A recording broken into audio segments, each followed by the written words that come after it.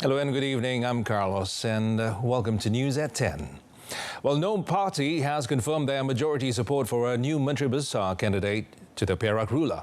And speaking to reporters outside Istana Kinta and Ipoh, member of the Dewan Negara Perak, the advisory council to the Perak ruler, Datuk Seri Anwar Zaini, well, she said until Sultan Nazrin Muhyiddin Shah is convinced of a simple majority, no swearing in will be conducted. Hingga Yang Mulia diperkenan yakin sudah ada mana-mana pihak yang mempunyai majoriti mudah, barulah istiadat akad sumpah boleh dilaksanakan. Oleh kerana itu, Yang Mulia belum dapat diyakinkan oleh mana-mana pihak. Kita akan tunggu sampai mereka telah bersedia dengan meyakinkan Yang Mulia dan Yang Mulia berpuas hati sudah ada majoriti mudah untuk menubuhkan kerajaan. The support of 30 assemblymen is required to secure a simple majority in the Perak legislature. At the moment, UMNO has 25 seats, Bersatu 5 seats, PAS 3 seats, DAP 16 seats, Amanah 5, PKR 3, Gerakan and Independent 1 each. Datuk Seri Anwar said the Sultan had an audience with 3 representatives from Perak Pakatan Harapan at 3:15 p.m. and was informed about a negotiation on their side. He added that the Sultan next had an audience with the Perak UMNO chief, Datuk Saarani Mohammed, who also said there were negotiations ongoing among several parties. In a related development, UMNO President Datuk Seri Dr. Ahmad Zahid Hamidi said the party candidate for the Perak Menteri Besar's post has more than the majority needed. He added that the name of the candidate was presented to Sultan Nazrin Shah when he was at Istana Kinta this morning.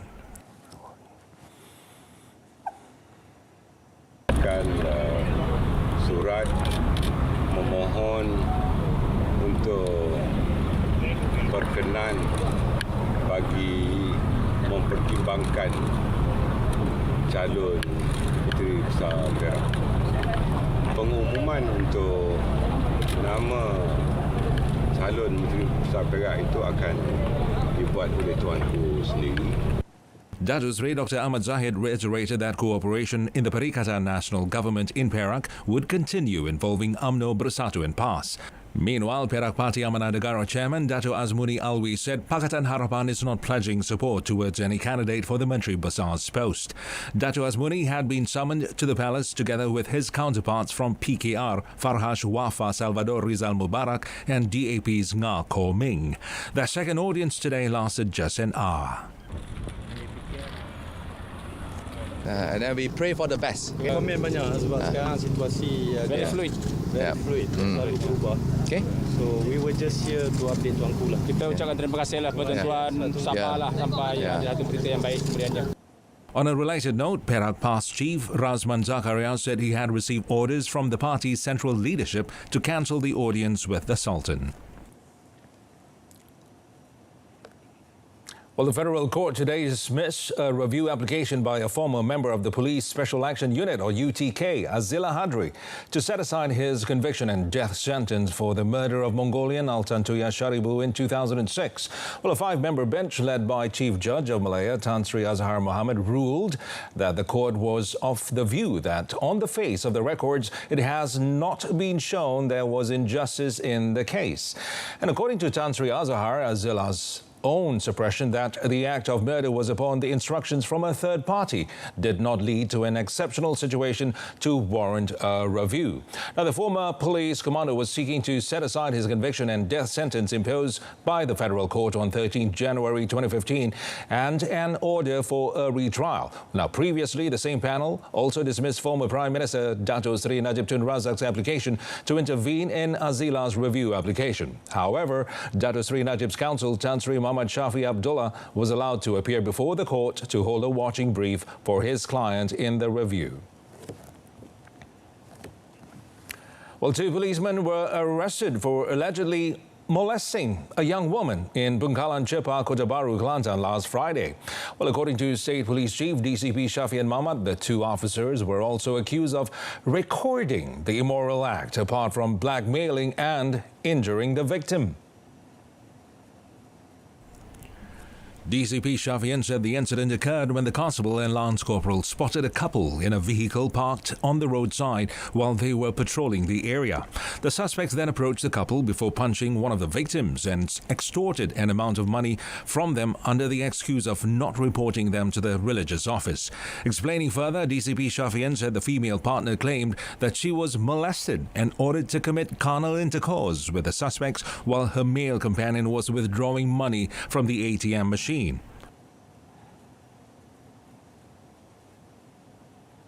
Kita tidak akan kompromi dan siasatan masih berjalan. Jadi sekarang bila kita tangkap dua-dua anggota ni untuk mengesahkan betul tak betul dakwaan yang dibuat. Sekiranya betul, kita tidak akan kompromi. Kita akan ambil tindakan. Dia mendakwa pasangan itu melakukan seks dan anggota ini untuk rakam. The two policemen had been remanded for a week while the victim was taken to hospital for health screening. The case is being investigated under Section 377C, 354 and 384 of the Penal Code. Police crippled a drug smuggling syndicate following a series of raids on 6 and 7 December in Batu Laya and Banda Penawar, Kota Tinggi, Johor. State Police Chief Dato' Ayub Khan Maidin Pichai said police detained 3 suspects aged between 33 and 46, apart from seizing 31.25 kilograms of shabu worth about 1.4 million ringgit during the operation. According to Dato' Ayub Khan, 2 of the detainees tested positive for drugs and have previous criminal records. Explaining further, he said the syndicate had been operating since March and usually hid drugs inside fuel cans before smuggling them to Indonesia by boats. Dan sepatutnya pun dadah ni dihantar pada dalam bulan 3, bulan 4 itu sebab PKP. So jadi kita punya kawalan sempadan, kawalan perayaan kita ketat. Jadi itu yang dia orang terpaksa tangguhkan. Sehinggalah mereka cuba untuk menghantar pada 6 bulan yang kita dapat maklumat dan kita buat serbuan. The suspects have been remanded for 7 days until 13 December to assist with the investigation according to the Dangerous Drugs Act 1952. Johor Police had managed to seize a total of 2.68 tons of drugs worth more than 31.07 million ringgit from January until 6 December this year, apart from detaining 18,133 individuals for various drug offences. The situation in flood-hit areas in Kelantan and Terengganu is improving over the past few days, with the number of evacuees decreasing as of this afternoon. In Kelantan, the number of evacuees dropped to 30 people compared to 37 people this morning, with all the victims consisting of 6 families, including a baby, are being housed at a relief centre or PPS at Sekolah Kebangsaan SK Tok Deh Pasir Mas. Rantau Panjang Fire and Rescue Station Chief Imran Ismail said the level of Sungai Golok in Rantau Panjang continued to record a downward trend, with a reading of 7.52 metres this afternoon compared to 7.89 metres this morning. Meanwhile, in Terengganu, the number of evacuees remained at 9 people from 4 families, with all of them being accommodated at Sekolah Menengah Kebangsaan Merchang in Marang. The head of the State Disaster Management Committee Secretariat, Lieutenant Colonel Che Adam A. Rahman, said the Marang District Office had improved the drainage system in the villages and the villagers were expected to be allowed to return home soon. Well, a total of 182 individuals were nabbed by the authorities yesterday for defying the movement control order directives. And according to Senior Minister for Security, Dato' Seri Ismail Sabri Yaakob, out of the total, 181 of them were compounded, while another violator was remanded. In a release statement today, the Senior Minister noted that among the offences committed include failure to observe physical distancing, as well as failure to wear face masks in public places. Well, he added that there were also premises that did not provide customer registration tools. On Op Benteng, Dato' Seri Ismail Sabri said the authorities arrested 31 illegal migrants, apart from seizing 3 land vehicles and a boat. He also said the enforcement agencies will continue to be vigilant along the country's borders. Well, COVID-19 recovery rate in Malaysia now stands at 85.1% after 1,750 patients fully recovered and discharged from hospitals as at noon today. Well, this latest development brings the cumulative figure for recoveries to 64,056. And Health Director General Tan Sri Dr. Noor Hisham Abdullah said the number of active cases decreased to 10,862 despite another 1,012 new cases registered today. Well, Tan Sri Dr. Noor Hisham in a statement said there are currently 126 patients being treated in the intensive care unit, with 62 of them requiring breathing support. Well, of the new infections, Selangor recorded the highest number of new cases at 417, followed by Sabah with 271 cases and Johor at 108. He also reported that the death toll in the country rose to 388 after another 4 death cases reported today, all in Sabah. The Health Ministry today has also identified 2 new clusters, namely Seruling cluster in Selangor as well as Tapak Bina Darul cluster involving 3 areas in Kuala Lumpur, 4 districts in Selangor and 1 district in Negeri Sembilan.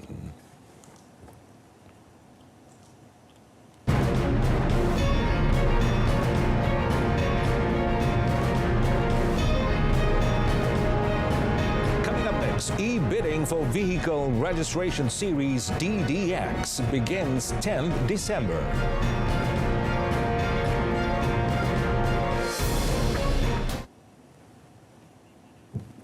Well, Dewan Rakyat Speaker Dato' Azhar Azizan Harun has asserted that he has no power to expedite the motion of no confidence against the Prime Minister. Well, he explained that based on the Westminster's convention, the Speaker did not have the power to bring forward the no confidence motion to number 1 in the order paper.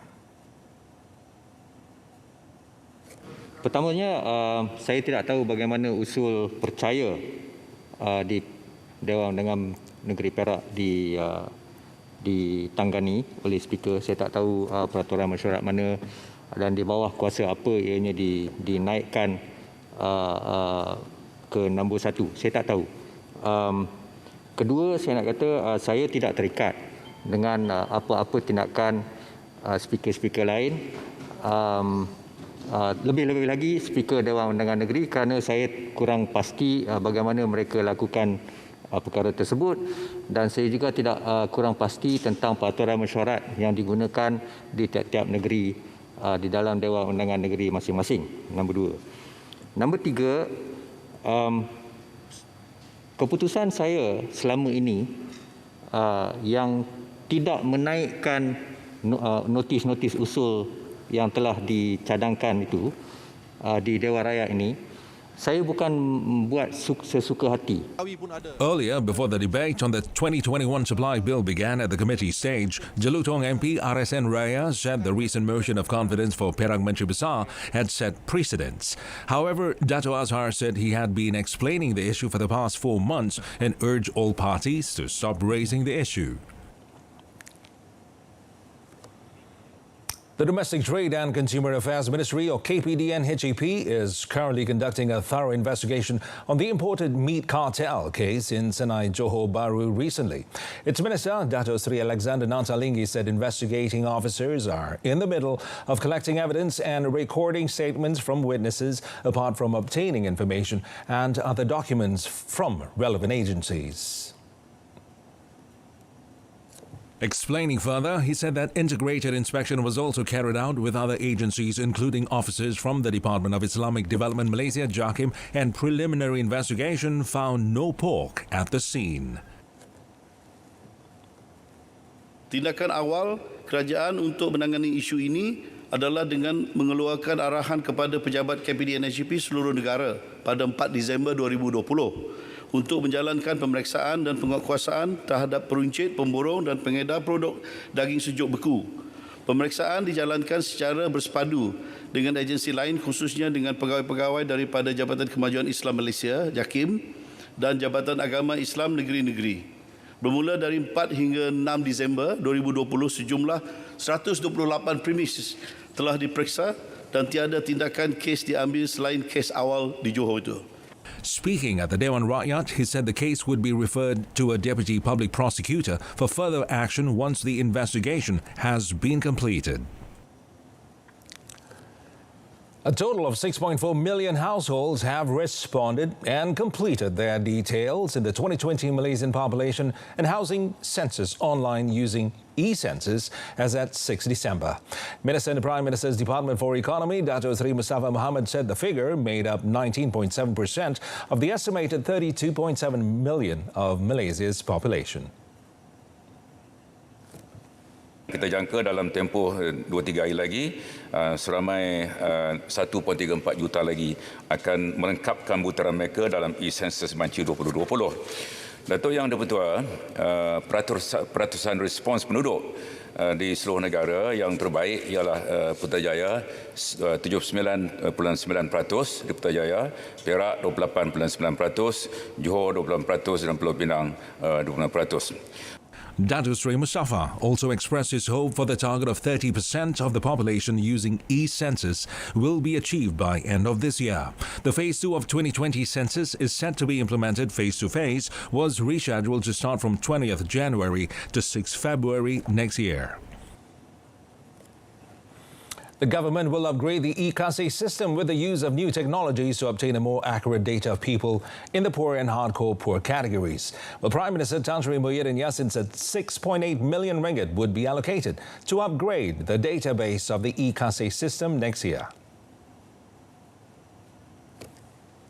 Saya sedar bahawa sistem lama ini tidak berapa berkesan. Sebab itu langkah-langkah untuk memperkemaskan dengan penggunaan teknologi baru supaya data-data itu mestilah lebih tepat, dan usaha dibuat untuk menentukan supaya kaedah baru akan digunakan atas nama e-KASI juga, ya, tetapi tidak seperti e-KASI yang lama. Dan saya percaya bila kita laksanakan ini, maka segala maklumat yang terperinci di seluruh kawasan di negara kita, baik di bandar ataupun luar bandar ini, dapat kita kumpulkan. At the moment, Tan Sri Muhyiddin said the government is in the midst of collecting data on those who had just fallen under the poor and hardcore poor categories due to the impact of COVID-19 and the implementation of the movement control order in the country.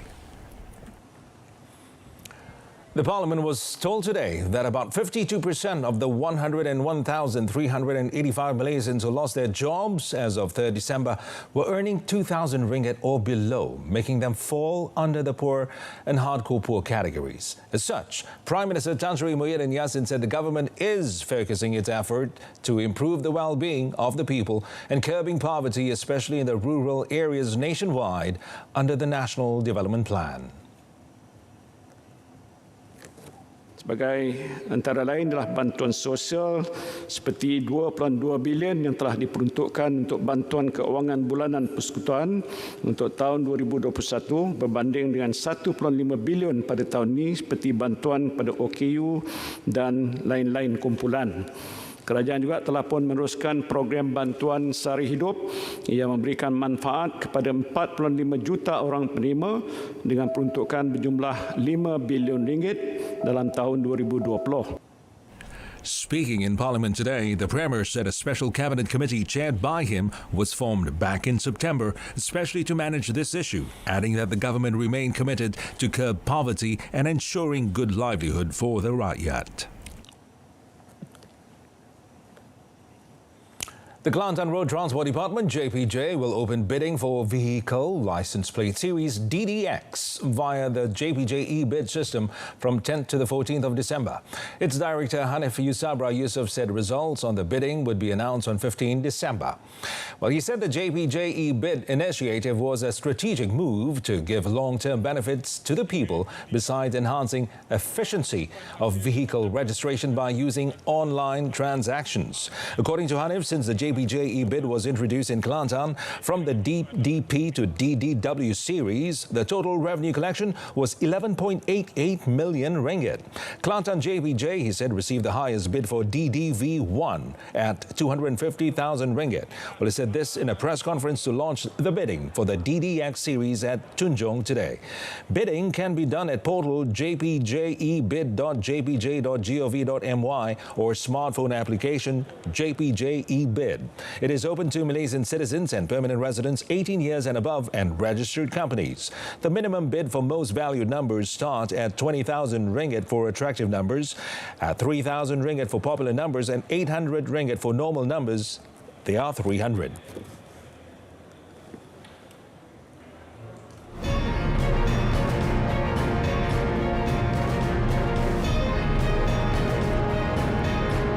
Indonesia plans mass vaccination to boost tourism.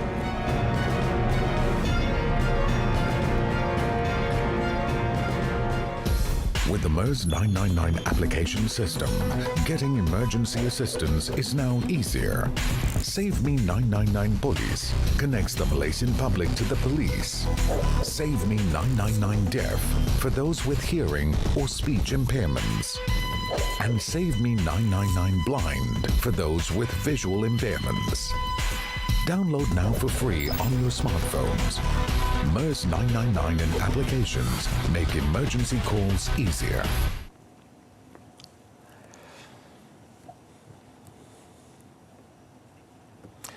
And on to the foreign news. Indonesia has received its first shipment of coronavirus vaccine from China as the government plans a mass vaccination program aimed at reopening Bali next year.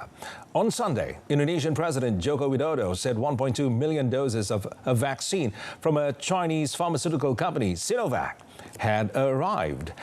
It was also expecting another 1.8 million doses and raw materials, which could produce about 45 million doses to come next year. The vaccine known as CoronaVac still needs approval from Indonesia's Food and Drug Agency, while the government continues to prepare for distributing it to Indonesians. Bali residents could be among the first to receive the Chinese drug in order to make the island a green zone at the start of next year, according to China's state-owned Xinhua News Agency. In the global race to develop COVID-19 vaccines, while China has been among the front runners, it has late-stage trials underway in at least 16 countries across Asia, Africa and Latin America. The Turkish government said in an official statement it had ordered 50 million doses of the CoronaVac last week and expected its first shipment this Friday. Hong Kong on Tuesday bans evening dining at restaurants and closed fitness centres as part of new measures aimed at stemming a fourth wave of coronavirus infections. Chief Executive Carrie Lam said the rules aim to reduce the number of people on the streets, echoing moves taken by authorities when cases spiked earlier this year. While she said dining out will be banned after 6 p.m, beauty and massage parlours will be forced to close and civil servants would be asked to work from home. Hong Kong's strict social distancing measures have largely helped keep infections to under 7,000 in the city of 7.5 million with 112 deaths. But daily recorded cases have risen again to more than 100 on several occasions in recent weeks, the highest level since July. While speaking ahead of a weekly meeting with policy advisors, Lam said the strictness of social distancing measures must at least return to the level of the outbreak's peak in the city in July and August. Now, schools, bars and nightclubs have already been ordered to close. Last week, Hong Kong reimposed social distancing measures at some of their strictest levels since the start of the coronavirus pandemic. Restrictions on public gatherings were tightened, with a maximum of 2 people allowed to meet down from 4. Still in Hong Kong, now police arrested 8 more activists on Tuesday over an anti-government protest in July, the latest move by authorities in a relentless crackdown on opposition forces in the Chinese-ruled city. Police did not identify the people, saying only that they were aged between 24 and 64. And local media said former pro-democracy lawmaker and veteran activist Leong Kok Hong, known as Long Hair, was among those arrested. The move comes a day after 8 people aged between 16 and 34 were arrested, including 3 on suspicion of violating a sweeping national security law over a brief demonstration at a university campus last month. Hong Kong police fired water cannon and tear gas to disperse protesters on 1st July, the anniversary of a former British colony's handover to Chinese rule, as thousands demonstrated despite a police ban on the annual protest. More than 300 were arrested in the rally that came after Beijing imposed security security legislation on its freest city, saying it was vital to plug gaping holes in national security defenses exposed by months of sometimes violent anti-government protests that rocked the city over the last year. The law punishes what Beijing broadly defines as secession, subversion, terrorism, and collusion with foreign forces with up to life in jail.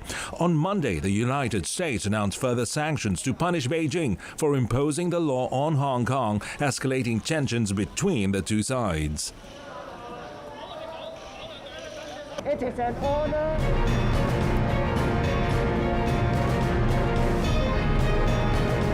Coming up in sports, no cuts in allowances or pay of athletes' coaches since MCO.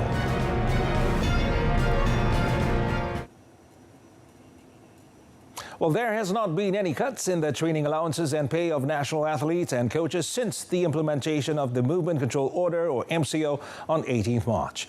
Youth and Sports Deputy Minister Senator Wan Ahmad Faisal Wan Ahmad Kamal said that even though training was quarantine-based since July, their welfare was still looked after. According to the Deputy Minister, the Ministry, through the National Sports Council, MSN, and National Sports Association, NSAs, with the cooperation of other stakeholders like the Olympic Council of Malaysia, OCM, are constantly making efforts to raise the performance of national athletes and has never neglected them no matter the situation.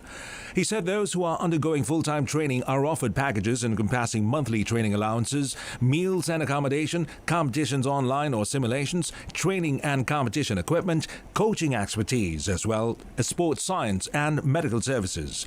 Wan Ahmad Faisal said spread of COVID-19 had affected implementation of training for athletes at various levels, but MSN, with the cooperation of NSAS and the National Sports Institute, ISN, had conducted programs in line with the National Security Council, MKN, standard operating procedures to ensure performance and fitness of athletes do not decline. In motorsports, now Team Chief Toto Wolff hailed George Russell as a new star on Monday after his storming drive for Mercedes in Sunday's Sakhir Grand Prix, while rival drivers said he had exposed Formula One's need for a more level playing field. Now, Mercedes boss Wolff said the 22-year-old Briton, released by struggling Williams to stand in for COVID-19 victim seven-time champion Lewis Hamilton, had exceeded expectations with a polished personal performance throughout the weekend. Russell said he was gutted after finishing ninth, having appeared to be set for victory after a rare bungle, pit stop and a late slow puncture gave Racing Point Sergio Perez his maiden win in his 190th race. While Russell deserved acclaim from Wolff, others pointed out that he was not the only driver whose talent was hidden by machinery that was uncompetitive. It's a shame for a guy fighting for P15 every weekend, according to McLaren's Ferrari-bound Carlos Sainz, adding that when the driver is suddenly put in a race-winning car, he's 20 thousandths off pole. Wolff said Russell, who scored his first F1 points after 2 seasons with Williams, had delivered above expectations. However, he said that it was not realistic to suggest Russell had earned a place alongside Hamilton for next season. According to Wolff, he expected a different kind of race at Abu Dhabi's season-ending event this week.